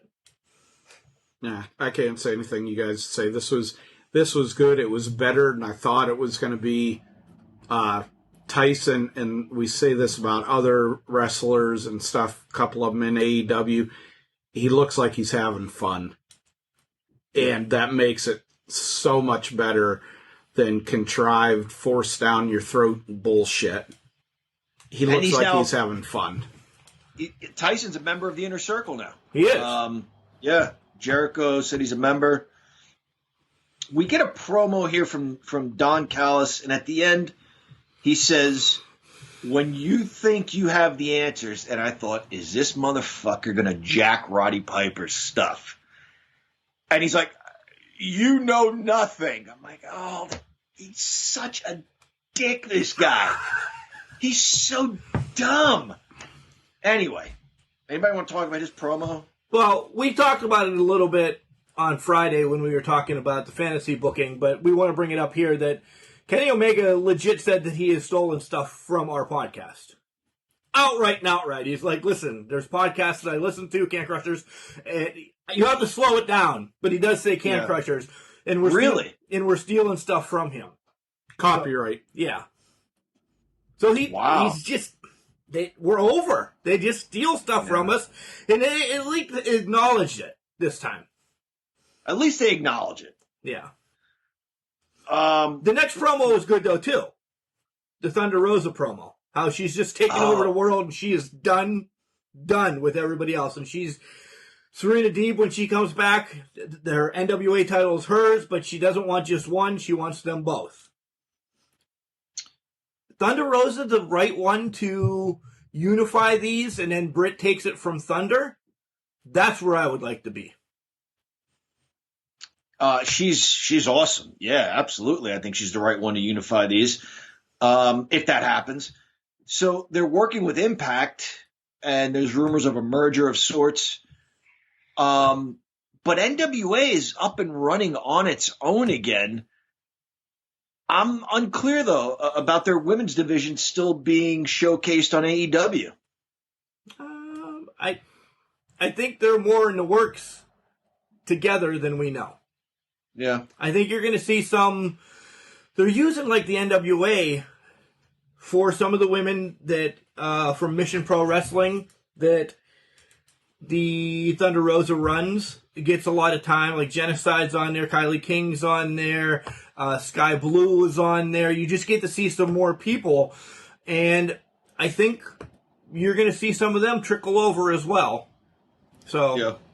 I think AEW is going to absorb all of them, essentially. I think one of your dogs busted ass in here because it stinks.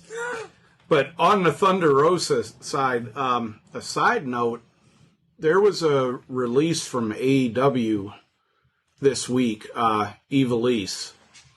And if you remember a couple of months ago, her and Thunder Rosa had a match and kind of thought it was, man, that looked like a little bit more of a shoot and no selling and stuff like that. Well, now it's come out, she's saying she didn't like the mistreatment in the back. Everybody else is saying, she was hard to work with. She didn't want to sell for Thunder Rosa. She didn't respect her, blah, blah, blah. Just kind of interesting because you hear this is the first bad I've ever heard of Thunder Rosa as a professional. Yeah. Ivelisse has although she's very good, she has a reputation of having issues everywhere she goes. She's a step less than the problems like Tessa Blanchard is rumored to have, but just kind of weird that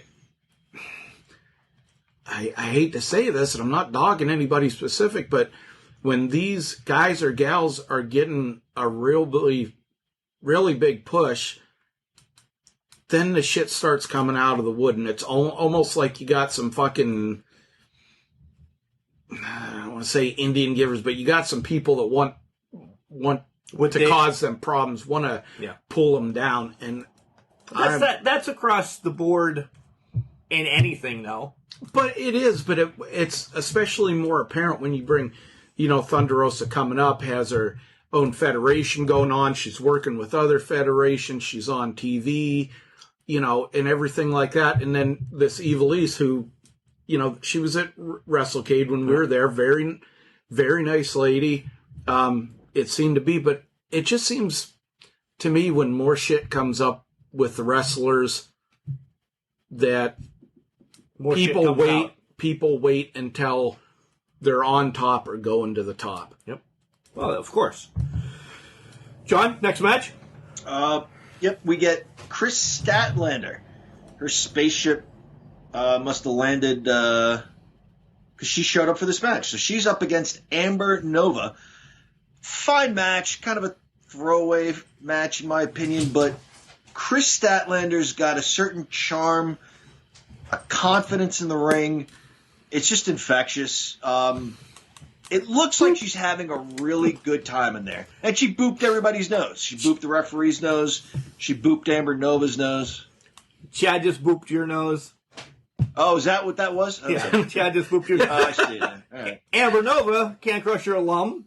We got to hear from her sometime last year. I don't remember the exact date. I like that she finally got her debut there. I did. She did what she had to do.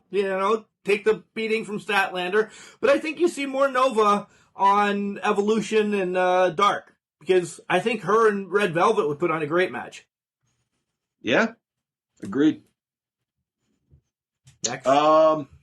Subtle pauses here because John doesn't run fast. This is championship. It is Matt Hardy versus Darby Allin. I mentioned earlier in the Jericho match, the spot with the chair was mistaken. This was a spot with the chair. You had Hardy using it. He hits a twist of fate, I think, with Allen's head in the chair. Dangerous stuff. The only thing that bugged me about this, we get so much interference. Like we saw that with Jericho and Dax with the factions getting involved. I think these guys could have had a good match without Sting and Private Party and the Dark Order and Butcher and Blade. And you could have cut all that out and it would have been absolutely fine. Yeah, I gotta agree. I'm just not. Matt Hardy makes me nervous in the ring when he's in there. I understand he's, professional. He's been around a long time, but he just makes me nervous.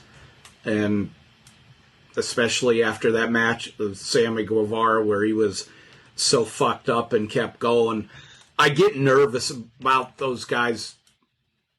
I'm not saying he's old and he can't do it anymore, but when they have shit like that happen and then they try something, that move goes possibly wrong an inch one way or the other, and Darby Allin has a broken neck. Essentially, I started off with, Ethan Page and Scorpio Sky in the rafters again. Please tell us why. Why the hell are they in the rafters? Yes, they're watching matches. Cool. I can watch matches up there too. Don't they have anything else to do? Why are they in the rafters every week? This match scared the shit out of me because of Darby and what Chad just said about Matt Hardy. They are going to put their bodies to the line. Matt Hardy's career, let's not pull punches, coming to an end soon. Hopefully Darby's isn't because of an injury, because anytime you stick your head through a chair and take a stunner, essentially, it's an inch. It's a milli inch. That's not even a real word, but you know how small a milli inch is. Right. It's death or dismemberment, and that sucks. I hated everybody out there as well. Then Sting comes out, then Archer comes out, and blah, blah, blah, blah, blah.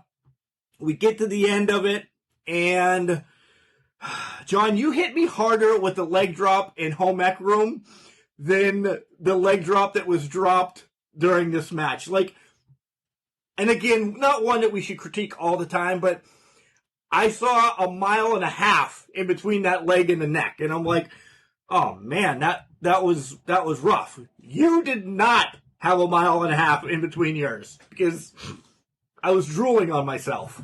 Done. Yeah. That one, it was like a ricochet type thing, because I dropped the leg, and then you hit off, there's a Home Ec Room floor, you hit off the floor, bounce back up, hit my leg again, then hit the floor again. Knocked out. Yeah. I don't know how long. Awesome. Yeah, that was awesome. It was great. I don't know how long, to this day, how long I was knocked out. In real life, it seemed like a long time. I was nervous. Good. I was nervous. Yeah. Good. And then when you knew that he was going to be okay, you were like, that was fucking cool. No, the next year he threw me off the bleachers. Oh. So he always had to up the ante. Well, at least he waited a little bit. Maybe if he would have trained for the match a little bit better, he wouldn't have had to bitch you around. Yeah. There was a DDT once in gym class. I don't know what the hell got into Mark, but he like came up to me and like checked me or something. And I was like, that motherfucker. And I chased him down. I caught up to him and hit a DDT on the gym floor. We both almost broke our ankles playing extreme soccer, where we both went to kick the ball at the same time, Chad, and the ball happened to move. Legit David Beckham style. How the hell are any of us alive? I don't know. Or at least not fucking crippled with, a leg that looks like a Z or something like that. I'm telling you, he, between my aunt that has dropped me down 3 steps of stairs when I was a child. So that's what happened. It really is. Okay. John Leg dropping me and giving me clearly a concussion, and then me being a catcher taking foul balls off the face consistently, because it was okay back then. You just stood up and like, hey, you're okay. Shake it off. I am probably, no disrespect, I'm probably Junior Seau. Like, my mind is just mush. See, I can't even put words together. You guys laugh. Ask my wife that she'll say, hey, Mark, will you let the dogs out? I'll walk towards the door. Somebody will say, squirrel. I'll come back in and lay down. Forgetting, oh, yeah, the dogs have to go out. Yeah, I mean, there's even times that you pee on the furniture like the dogs. Okay, so we're getting ready to go to segment number 3. John, did you want to add something else on right now? Okay, no. That's no. We're done talking about you. We're done talking about AEW. Yeah. Moving on. Segment 3, we'll talk about the releases. Of course, you guys want to know what we think about that. We have Love 'Em While We Have 'Em. And that is my pick. Chad's got some stuff. And then everything you guys have been waiting for to know about wrestling coming to DuBois, Pennsylvania. We have some news. So hold on tight. Hey everybody, this is Gilbert, WWF's longest reigning light heavyweight champion. And you're listening to Can Crusher's podcast, the best guys there are out there. And welcome back, Can Crusher Nation. It is I, the Glorious Guru, in studio with Mark the Mark and our moat/castle builder, John the Professor. in reality, when he was talking earlier about building the fence on a field, he's building the moat to his castle. He's getting alligators in it. You know, he's going to leave a space for the neighborhood kids to come in so he doesn't have to feed the alligators as much. That would be John the Professor. Yeah, you're on to me. This is a horrible segue, but I have to get into this. We all have Peacock, right? Yes. Yes. I started watching the John Wayne Gacy thing that's on there last night. Yeah. Holy God.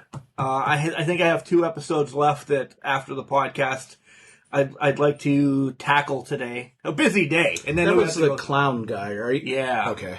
Yeah, it's effed up. It really is. And I know you both are stupidly into something like that. And listeners, if you have Peacock, it's six episodes on season 1, I guess. There's only going to be a season, but there's a lot of interesting facts. Make sure you watch it.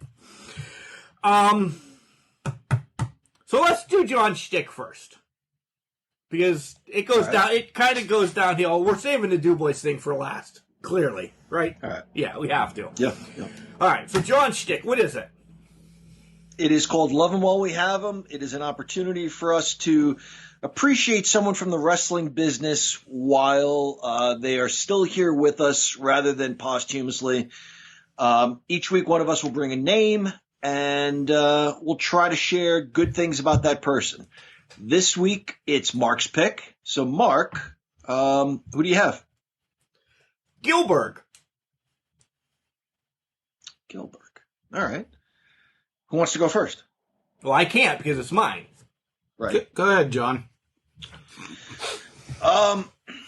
Dwayne Gill, before becoming Gilbert,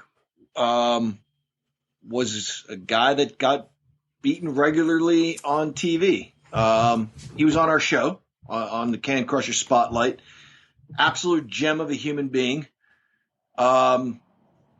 Did what he needed to do to get the superstar over.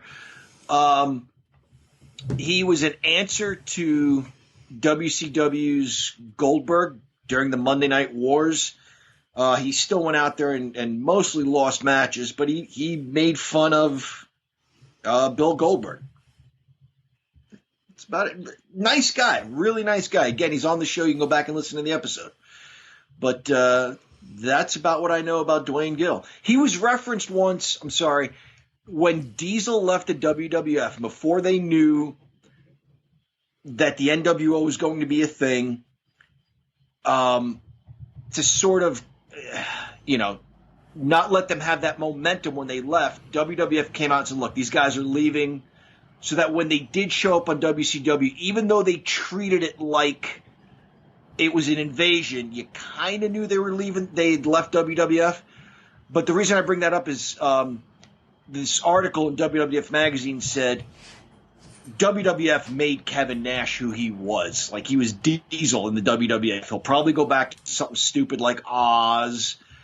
But this guy was getting beaten every week on WCW TV like he was Dwayne Gill.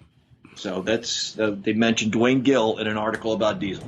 Anyway. Chad? Yeah, I remember meeting him at WrestleCade, and such a nice guy. You can tell ones that are nice, and then once you get away from them, they're back to, when the hell's the shit going to be over type deal.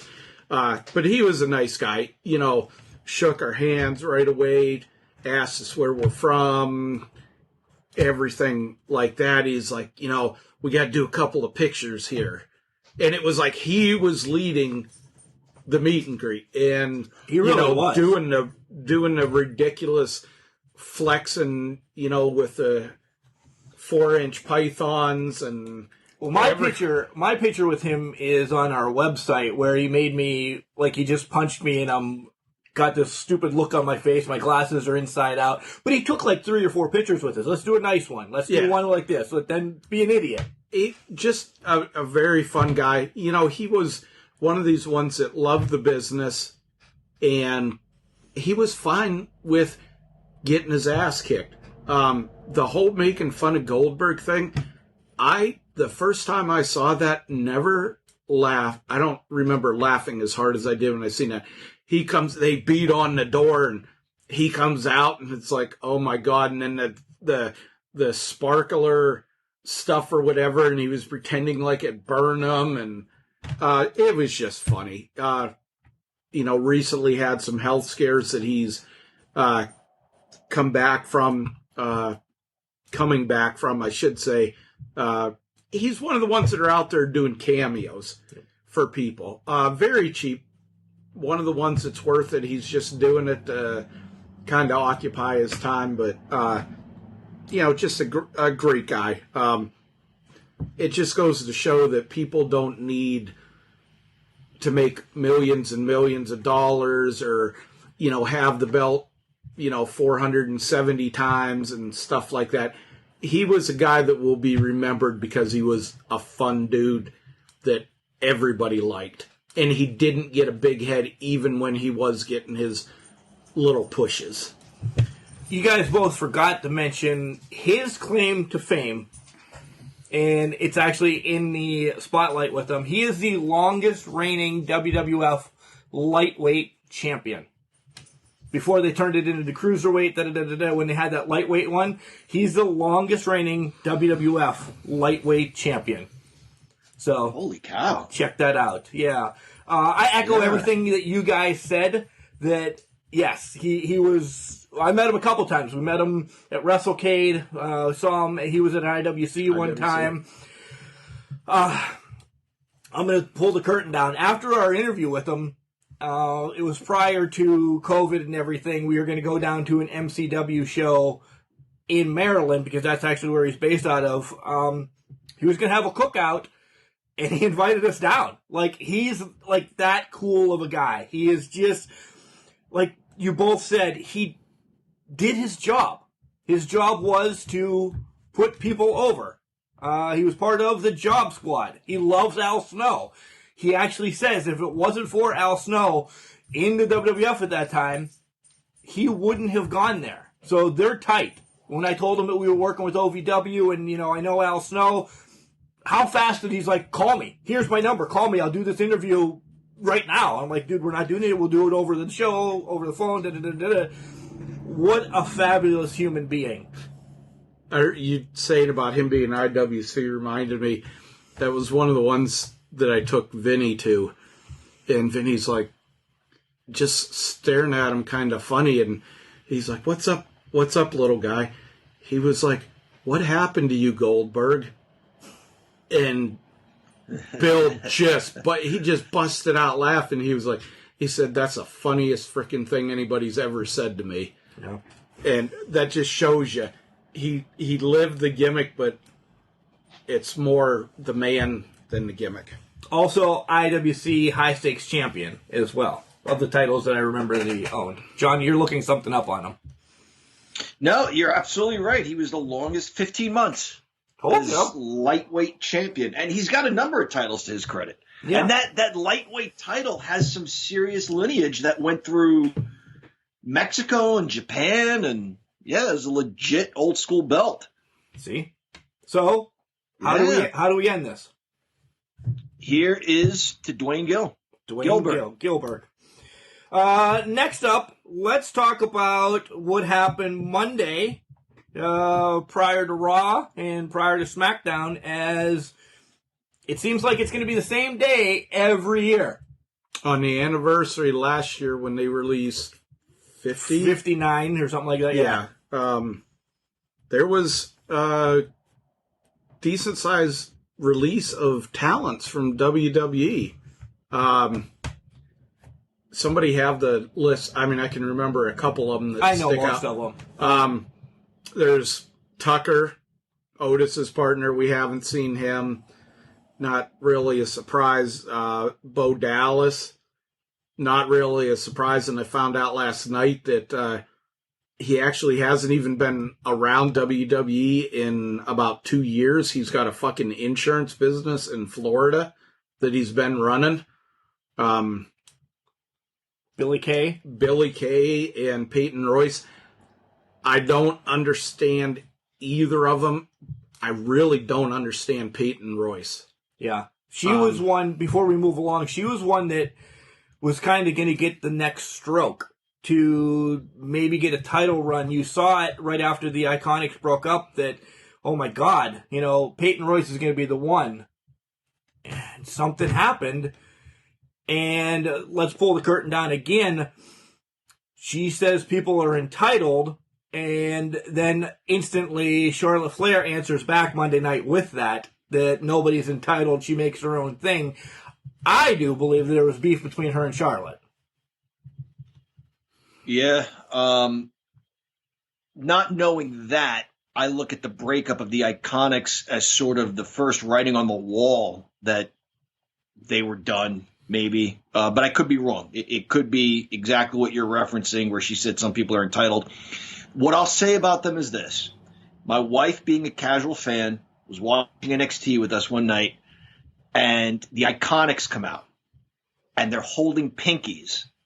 And right away, my wife got it. She's like, they're supposed to be kind of mean girls, right? I said, it's exactly what they are. They'll make fun of what you're wearing, how you look. She goes, that's awesome. I love it. And you can tell right when they came out. And she said, it's because they're not holding hands, but they're holding pinkies. That was such a nice touch.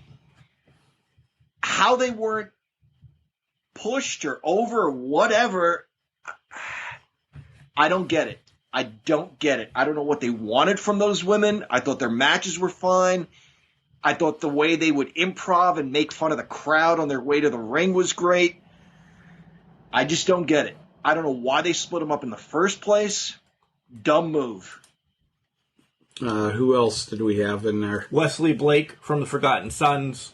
That kind of, the writing was on the wall when they broke the Forgotten Sons up and took Riker with, yeah. I don't want to mention the big one because I there's two big ones in me. Mickie James. She was kind of a part-timer. I mean, she was a part-timer.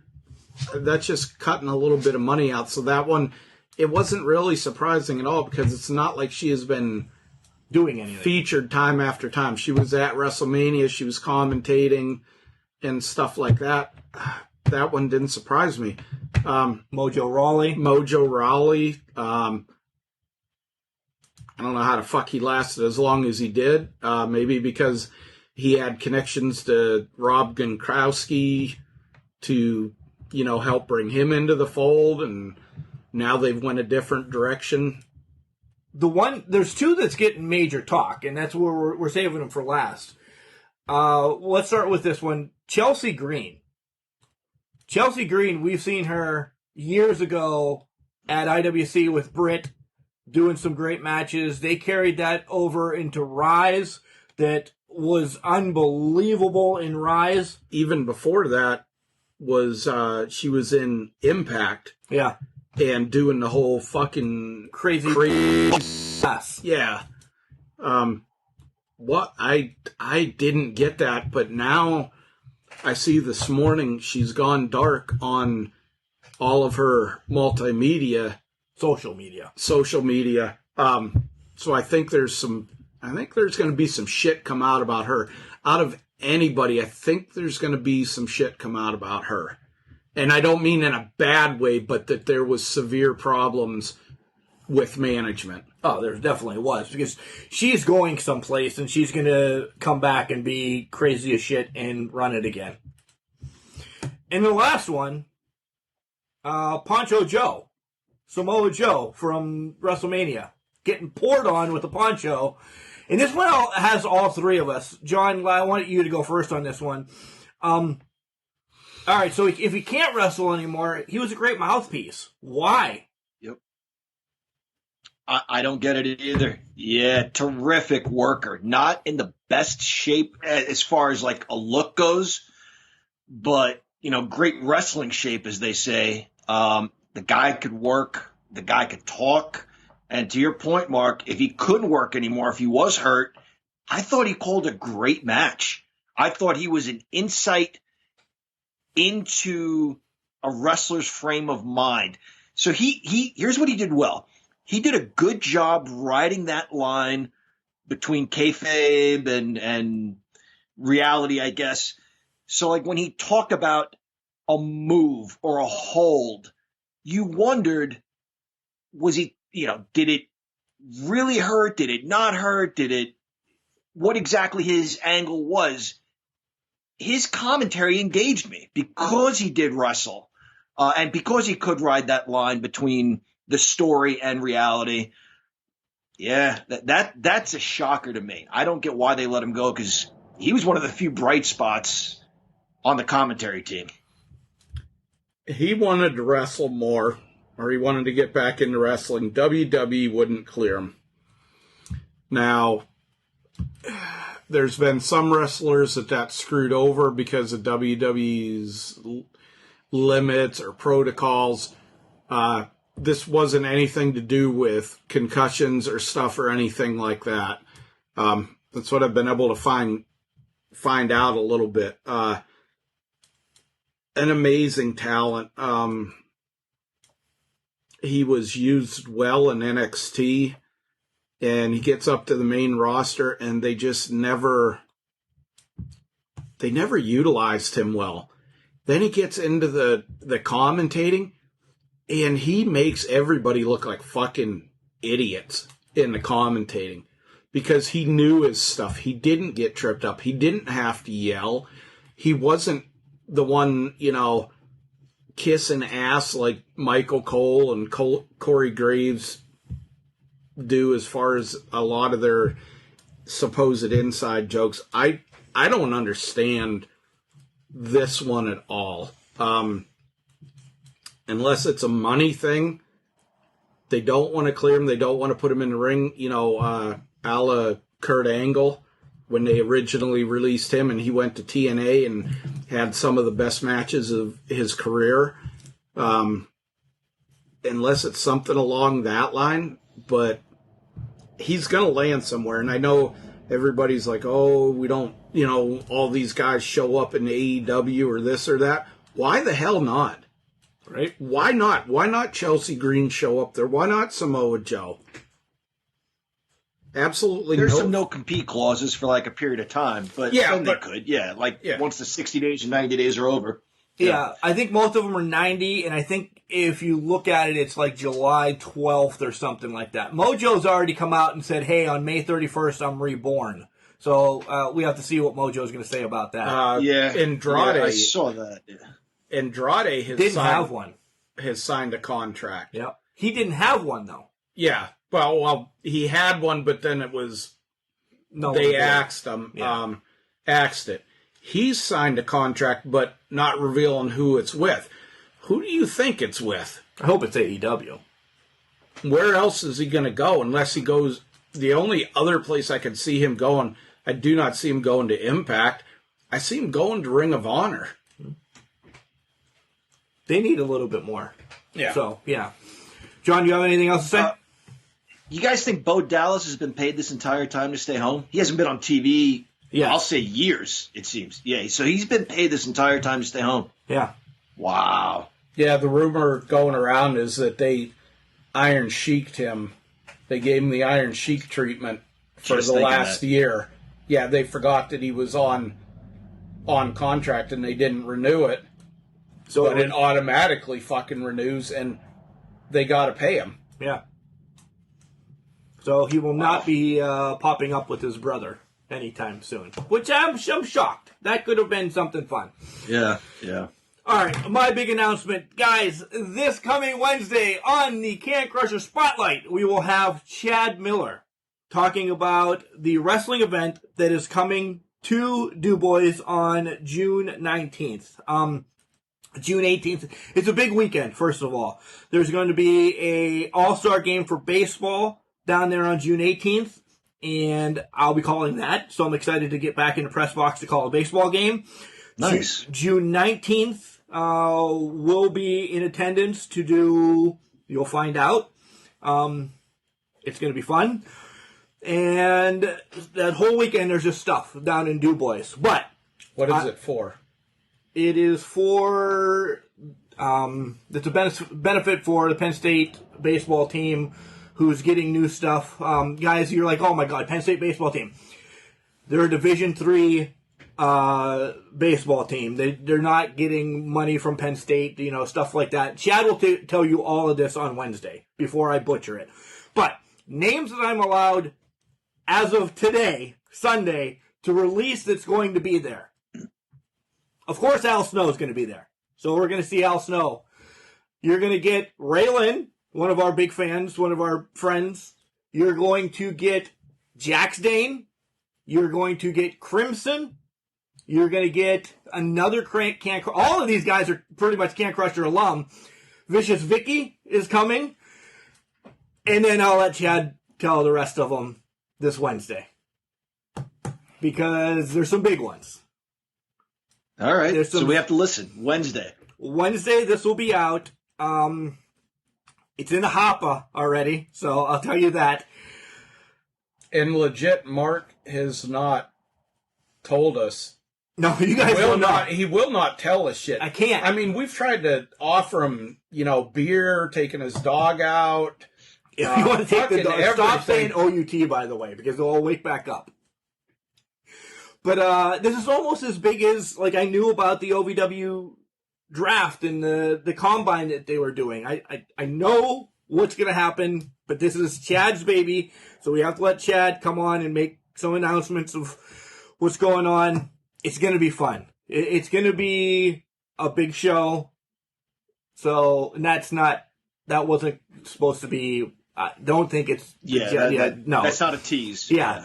It's going to be a big event. I'll put it that way. Even though Al Snow's going to be there, it's still going to be a big event. Well, he'll have to have his walker, and we'll get him to the ring. Is his transportation up here going to be like driving Miss Daisy? Is there going to be somebody driving Al Snow up here and because he doesn't having to stop every 20 miles so he can go to the bathroom? Yeah, because he doesn't like flying. He'll train dolphins, but he's not a big fan of flying. Do you believe that? I understand that. I hate flying. Yeah. And I joined the Air Force, and I hate flying. Nice. John, you're looking subdued. What do you got? Anything to close this show up? I don't think so, no. My son's got he's got 2 football games today, so it is an action-packed sports weekend. Nice. We can't leave this out. Got to have weekly shout-out.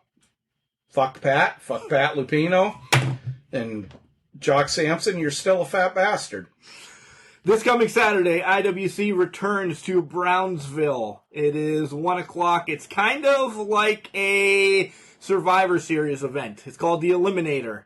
It possibly isn't going to be on live, depending on how Jeremy and 2-to-1 Media's internet works out. They're trying something else, so if you want to get on, you can. I think they're going to let you watch this one for free.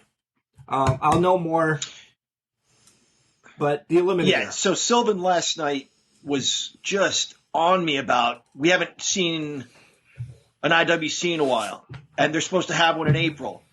And what if it's on, it was like 7 o'clock and we were at the table, and he's like, what if it's on right now? And I'm like, dude, relax. And I kept telling him, I said, Uncle Mark would be blowing up my phone if there were an IWC tonight. There clearly isn't. And at like 7:30, he goes, well, what if it was? I said, I'll check my phone right now. Okay, will that make you feel better? Well, even still, we will have missed the first half hour. And I'm like, listen, I can guarantee, I don't even need to check. The fact that Uncle Mark has not sent me a text yet tells me that it's not this weekend. So thank you for bringing that up. I can let him know, and he can be at ease and just focus on his football game today. John, what you should have done is you should have picked him up and gave him a rock bottom through the table. His dining room table is pretty stout too. That would have hurt. Sometimes you gotta teach these kids. I know you have. You gotta lay it down. I tried to get him with a flamethrower and throwing the. Never mind. I feel bad. I am not encouraging child abuse here, but. All right, so big announcements coming on Wednesday, Can Crusher Spotlight. And then don't forget, Friday we will be putting up the week after WrestleMania for the fantasy show as well. So action-packed week this week for the Can Crushers. I also have some interviews tossed in there to feed us in our hopper for down the line. Busyness here with the Can Crushers.